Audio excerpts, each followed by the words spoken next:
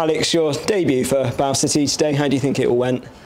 I thought it's a tough place to come, hard place first game of the season.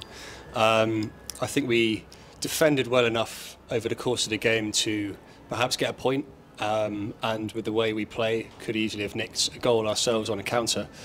For me personally, with a couple injuries early on, moving into midfield for the whole game is something I don't mind doing.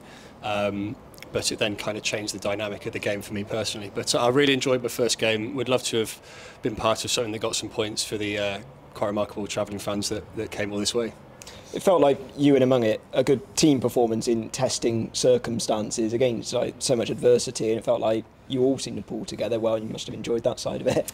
Yeah, I think that'll be worth a lot of points over the course of the season. The gaffer here says that it's been a project for a few years with some of the guys that have been here for that level of continuity, and you could really see that out there today. Everyone was running for each other. It was quite inspiring as well to see it, because it gives you motivation to know that the guy next to you's also got your back.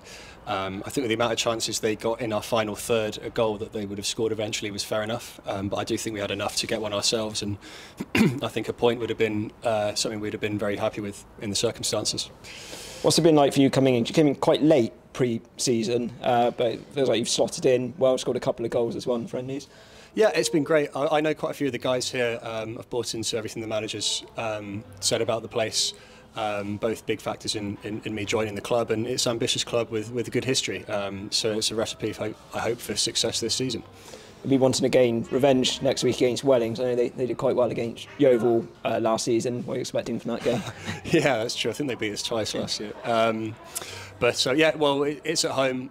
You can take, maybe not picking up maximum points away from home, but you want to turn Twerton into a bit of a fortress, and our league campaign starts at home next week, and that'll be one you want to take maximum points from. We've had so many injuries at the moment. Zach Smith got off as well today, but yourself personally all over that now, and all fine. One of the few remaining fit players it feels like we've got left.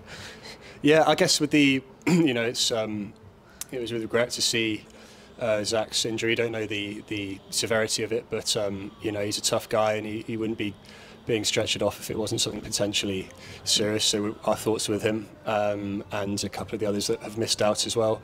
We'd love to have got some points for them as much as ourselves and the supporters as well, because that's the kind of unit that I think's been built here. Final one, I heard you on a podcast last year with David Earl about Exeter City, where you spoke a lot about your injuries and your career, and you came across very well. You'd like you to be on any more soon? That's very kind. I mean, yeah, if the invite's there, I'd love to. I'm a big fan of David and John's. Watch a lot of David's content over the years with his sitcoms and stuff. So yeah, big fan of his, and I enjoyed my spell on their podcast. Yeah. Well, thanks for chatting to us as well, and commiserations for today. Thank you. Appreciate it.